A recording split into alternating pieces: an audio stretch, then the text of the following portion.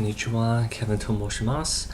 Today I'll be talking about things that are recommended to bring to Japan and are not necessarily essential, but then they are highly recommended because the whole environment in Japan is totally different than maybe what you're expecting than in your home country.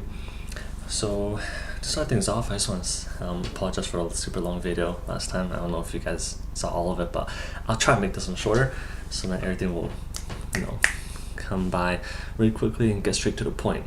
So, first thing, bring any ESL or training books that you might have because these will come in very handy, especially if some students who are really nerdy, they like to bang out all these grammatical questions that you've probably forgotten long ago. So it's best to keep yourself refreshed with all this information so that whenever those situations come, you know exactly what to do and you know how to answer. And I'll be talking about ways to answer students like that maybe in the next video.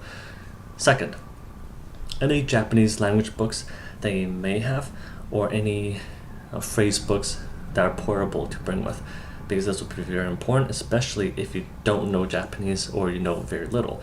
You want to be able to have these handy phrase books so whenever you need to ask a question or answer a question, you know exactly how to say it, and most likely in a polite form, just to be safe. Third, make sure you have your, I addressed this earlier, but have your branch school address with you, so then if you are lost or if people suddenly in the airport forgot to pick you up or something, then you at least have an address so you can tell the taxi people where to go, and hopefully they'll take you to the right place. And fourth, when you do go to your school, make sure you bring gifts. Japanese people love to exchange gifts, but the thing is, the more expensive the gift, the worse it is. It's kind of like a double-edged sword. You want to give a gift, but you don't want to give too good of a gift, because if it's too expensive, they'll feel obligated to give something that is of equal or of higher value. So give something simple like food or little souvenirs, trinkets that you find in a dollar store. Those tend to be pretty good because it represents our home country, it's cheap, and you can find it almost anywhere. Worst case scenario is if you don't have a gift when you're going to Japan, it's totally fine. When you do arrive, go to like a bakery or some kind of store that sells baked goods, and that will be more than enough for your school, for your teachers when you do meet them. Next is pretty important. It's a 3-prong to 2-prong adapter that's polarized. Polarized means that it's both the same kind of adapter, because some adapters are non-polarized, which I don't really have an example, but some are non-polarized, which means that one is wider. If you look at the adapter, one of it's longer and wider than the other one, and it also has a 3rd prong, which is for grounded, for a ground wire. In Japan, they don't have a 3rd prong, so you want to get an adapter. I'll show a picture right there. Make sure you do have an adapter that goes from 3-prong non-polarized to a polarized 2-prong, and you don't have to worry about voltage because they're pretty much the same as North America. If you're in North America, we use the 120 volts. In Japan, they use the 100 volts.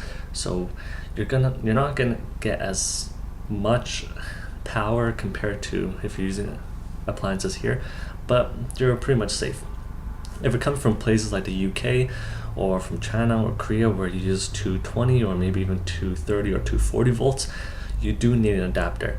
And that one I'm not too sure, but I'm sure if you go online to find something that has like some kind of voltage converter, it should be safe, should be okay. Next are tissue packs. This is going to be important because Japanese public toilets, not a lot of them have toilets or have tissue papers for you to use. So you want to carry some tissue packs. Even just beyond the toilet, you want to have tissues just in case you need it. So there you go. Toilets don't have it, so make sure you bring some tissue packs. And this one is not very known, or it's not as common. It's the face masks, and it's not just for you if you're sick or to prevent yourself from getting sick. but it's actually to prevent the Asian dust, which happens during the springtime. In Japanese, it's called the kosa, and it's pretty much dust that was carried from Mongolia and spread throughout Eastern Asia, like Beijing, Korea, even East Russia, and of course Japan. And it's very crucial that you do make sure you do have the mask, because it will get very stuffy, and if you have asthma problems, you want to make sure that you could actually breathe properly and not get sick, because no one wants to get sick. So that is pretty much it. These are some of the stuff that I highly recommend for you to bring to Japan. If you have any other things that you think are important that I haven't covered, just leave it in the comment section below. Give everyone a heads up on what you think is important to bring to Japan that I may not have covered. And yeah, so thank you for watching this video. I'll be talking about what not to bring to Japan in the next one, just to keep the videos shorter. So thank you again, and I'll see you in the next video. Matane.